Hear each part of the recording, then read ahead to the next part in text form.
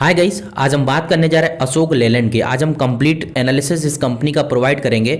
आज हम कंपनी के बिजनेस एनालिसिस करने के साथ साथ कंपनी के हम कुछ वीकनेसेस एंड स्ट्रेंथ के बारे में बात करेंगे। वो रहेगा हमारा फाइनेंशियल एनालिसिस। लास्ट डिस्कशन हमारा जो रहेगा वो रहेगा टेक्निकल एनालिसिस, जिसमें हम कंपनी का कंप्लीट टेक्निकल एनालिसिस आपको प्रोवाइड करवाएंगे। क्लियर? तब तक बने रहिए हमारे साथ वीडियो में। और आपने अभी तक इस चैनल को सब्सक्राइब नहीं किया तो मेरा रिक्वेस्ट है कि सब्सक्राइब करें और बेल आइकन नोटिफिकेशन जरूर चेक कर लें और उसको ऑन कर लें, जिससे हमारे लेटेस्ट वीडियो का नोटिफिकेशन सबसे पहले आपको मिले। राइट? इसके बाद हम बात कर लेते हैं कंपनी के बिजनेस एनालिसिस के बारे में। तो बिजनेस एनालिसिस में हम बात करें तो कंपनी के प्रोफाइल के बारे में बात कर लेते हैं। जैसे अशोक लेलैंड जो कंपनी वो एक हिंदुजा ग्रुप कंपनी है और ये second largest manufacturer of commercial vehicles in India और third largest manufacturer buses in the world and the 10th largest manufacturers of trucks. Clear? आप देख रहे हैं स्क्रीन पे, the company is engaged in the manufacturing of commercial vehicles and related components बनाती है। और company has a product range of product, जो कि ट्रक्स की बात करें या फिर बसेस की बात करें तो 9 to 80 सीटर्स की बसेस अवेलेबल हैं कंपनी के पास में, और व्हीकल्स फॉर डिफेंस के लिए भी अवेलेबल है, और special applications diesel engine, industrial and generators, marine applications company के पास में अवेलेबल है। जैसा कि आप स्क्रीन पर देख रहे हैं, ये वेरियस रेंज ऑफ प्रोडक्ट्स हैं, वेरियस रेंज ऑफ ट्रक्स आप देख रहे हैं स्क्रीन पे, जैसे आईसीवी डिस्ट्रीब्यूशन, हॉलेग है ना, ट्रैक्टर एंड टिपर्स। क्लियर? इसके साथ बसेस की अगर बात करें तो स्कूल एंड कॉलेजेस, स्टाफ की buses, stage carrier and intercity buses company के पास अवेलेबल है। लाइट व्हीकल्स में LCV, SCV, goods carrier and passengers available है। पावर सॉल्यूशंस में कंपनी डीजल जनरेटर प्रोवाइड कर रही है, जैसे एग्रीकल्चर इंजिन्स कंपनी बनाती है, इंडस्ट्रियल इक्विपमेंट कंपनी बना रही है और मरीन इक्विपमेंट कंपनी बना रही है। डिफेंस की बात करें तो आप ये डिफेंस स्क्रीन पर देख सकते हैं, ALS driving simulator, BMP repowering fighter fighting company के पास अवेलेबल है। इसके बाद ये डिफेंस सेक्टर में और भी बेहतरीन पीपीसी ट्रक कंपनी बना रही, 4x4 के एंड 4 एमबीपीवी 4x4 के, सुपर स्टेलियन 8x8 के ट्रक्स जनरेट कर रही company, super stallion 6x6, super stallion 6x4 के ट्रक बना रही और सुपर स्टेलियन 12x12। क्लियर? तो ये कंपनी अलग अलग ट्रक्स बना रही है। इसके बाद हम बात कर रहे थे कंपनी के फाइनेंशियल एनालिसिस की ओर। फाइनेंशियल एनालिसिस बढ़ने से पहले मैं चाहूंगा वीडियो को लाइक करें और इस चैनल को अगर अभी तक सब्सक्राइब नहीं किया तो सब्सक्राइब करें। एक इंपॉर्टेंट टास्क, सेम इंडस्ट्री की मैंने ये टॉप 4 कंपनी स्क्रीन पर ली हुई। अगर आप इनमें से किसी कंपनी का एनालिसिस चाहते हैं तो आप जरूर हमें कमेंट सेक्शन में उस कंपनी का नाम लिख सकते हैं। हमारी टीम उस कंपनी का कंप्लीट एनालिसिस आप तक पहुंचाएगी। क्लियर? तो ये इंपॉर्टेंट टास्क है आपके लिए। और इस कंपनी की बात करें तो ये सेक्टर की बात करें तो ये ऑटोमोबाइल एंसिलरीज कंपनी जो सेक्टर से बिलोंग करती है। इंडस्ट्री की बात करें तो ऑटोमोबाइल, ट्रक, एलसीवी मतलब लाइट कमर्शियल व्हीकल कंपनी बनाती है। और वेबसाइट की बात करें तो www.ashokleland.com ये कंपनी की ऑफिशियल वेबसाइट है, जो कि आप जरूर विजिट करें। इसके बाद हम प्राइस की अगर बात करें तो 144 रुपये 80 पैसे का ये क्लोजिंग प्राइस हमने लिया हुआ स्क्रीन पर जो आपको दिख रहा है।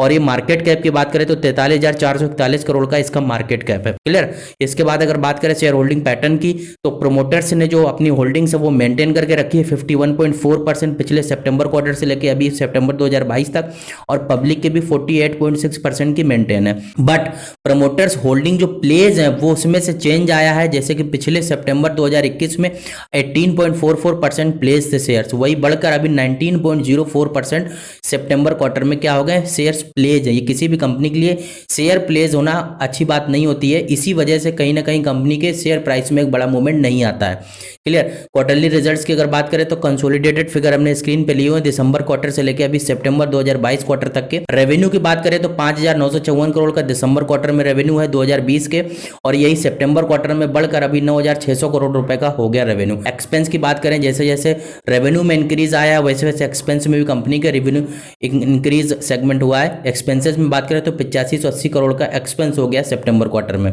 इसके बाद नेट जो फाइनेंस प्रॉफिट जो जनरेट हुआ है वो 747 करोड़ से पिछले दिसंबर क्वार्टर से, और पिछले सितंबर क्वार्टर से बात करें तो 576 करोड़ से लेके 1020 करोड़ का क्या हो गया, फाइनेंस प्रॉफिट हो गया।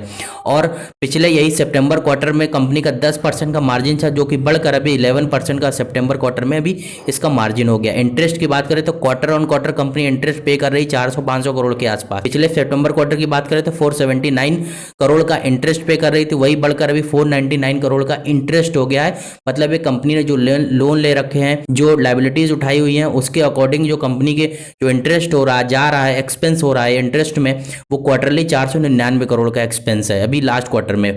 प्रॉफिट बिफोर टैक्स की बात करें लास्ट क्वार्टर का 344 करोड़ का, पिछले कई क्वार्टर्स में कंपनी पिछले सितंबर क्वार्टर में -84 करोड़ के लॉस में थी। क्लियर? इसके बाद अगर बात करें नेट प्रॉफिट की बात तो अभी 186 करोड़ का कंपनी का नेट प्रॉफिट है। पिछले क्वार्टर ये जून क्वार्टर में 22 करोड़ का था, और ये सितंबर क्वार्टर की बात करें तो -84 करोड़ का नेट प्रॉफिट था, जो कि मैंने स्क्रीन पे आपको देख रहे होंगे। क्लियर। इसके बाद हम बात करें रिटर्न ऑन रेशियो की, फाइनेंशियल रेशियो है तो रिटर्न ऑन रेशियो में पहला आता है रिटर्न ऑन इक्विटी। तो इक्विटी से कोई खास परफॉर्मेंस नहीं आ रहा, -4% की इक्विटी है। रिटर्न ऑन कैपिटल की बात करें तो 2% पॉजिटिव है, और रिटर्न ऑन एसेट्स की बात करें तो -1.83 है। मतलब कंपनी ना तो इक्विटी से कुछ अच्छा रिटर्न निकाल पा रही है और ना ही एसेट से। इसी वजह से कंपनी के जो शेयर प्राइस में वो मूवमेंट कभी भी एक बड़ा देखने को नहीं मिलता, हमेशा इस एक रेंज में स्टॉक ज्यादातर केस में घूमता रहता है। उसकी वजह यही है return on equity and return on assets ratio की। इसके बाद सॉल्वेंसी में बात करें तो टोटल डेब्ट टू इक्विटी रेशियो तो वो 0.28% है। ये एक अच्छी चीज है कि कंपनी का जो डेब्ट टू इक्विटी रेशियो है वो बहुत कम है। और एसेट्स रेशियो की बात करें तो वो 15% मेंटेन कर रहा है, ये भी चीज एक अच्छी है। और टोटल डेब्ट की बात करें तो अभी तक 1985 करोड़ का, अभी सितंबर क्वार्टर में कंपनी का टोटल डेब्ट है 1985 करोड़ का, और एसेट्स हैं कंपनी की 12,932 करोड़ की। ये कंपनी के लिए बहुत ही बेस्ट है। क्लियर। इसके बाद इंटरेस्ट कवरेज रेशियो 0.40 पैसे का मेंटेन कर रही कंपनी, ये भी कम है। करंट रेशियो की बात करें तो 1.36% का रेशियो है, मतलब लायबिलिटी और एसेट का रेशियो होता है ये। तो कंपनी के पास में एसेट्स हैं वो 1.36 रुपये की और लायबिलिटी है 1 रुपये की। तो ये कंपनी के लिए ठीक ठाक पोजीशन है। इसके बाद हम टेक्निकल एनालिसिस कर लेते हैं।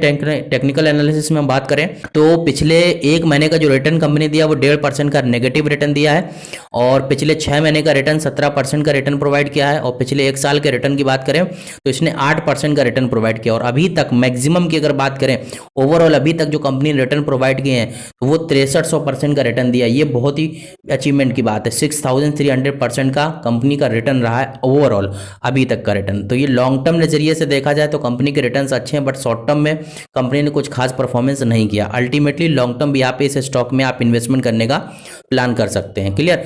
इसके बाद में करंट सिचुएशन की बात करें, डेली चार्ट्स हमने स्क्रीन पे लिया और सबसे पहले हम ट्रेंड देख लेते हैं। ट्रेंड की अगर बात करें तो आप ये स्क्रीन पे देख रहे हैं अप डाउन अप, इसके बाद फिर एक डाउन ट्रेंड आया, इसके बाद में एक हाई मारा, हाई मारने के बाद में भी सपोर्ट के इर्द गिर्द है ये स्टॉक, अभी सपोर्ट होल्ड कर रहा है ये स्टॉक। अगर इसकी बात करें तो ये आप देख सकते हैं एक पैटर्न बनाने की कोशिश कर रहा है। वो पैटर्न की बात करें तो एक सपोर्ट लाइन भी है जो अभी रिटेस्ट करने का कर सकती है कंपनी, और इसके बाद शोल्डर से ये बने हुए हैं तो आप देख रहे हैं स्क्रीन पे। इसके बाद ये हेड है, तो ये जो पैटर्न बना रहा है वो हेड एंड शोल्डर पैटर्न बना रहा है, और ये है उसकी body.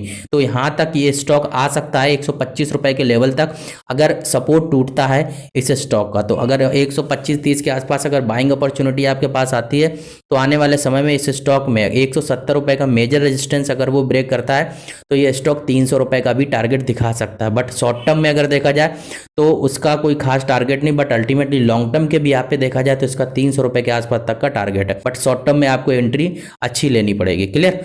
Thank you so much, मिलते हैं नेक्स्ट वीडियो में बहुत जल्द। और अगर कोई कंपनी का एनालिसिस चाहते हैं तो कमेंट सेक्शन में कमेंट कीजिए, हम कंप्लीट एनालिसिस आप तक पहुंचाएंगे। मिलते हैं नेक्स्ट वीडियो में बहुत जल्द। Thank you so much.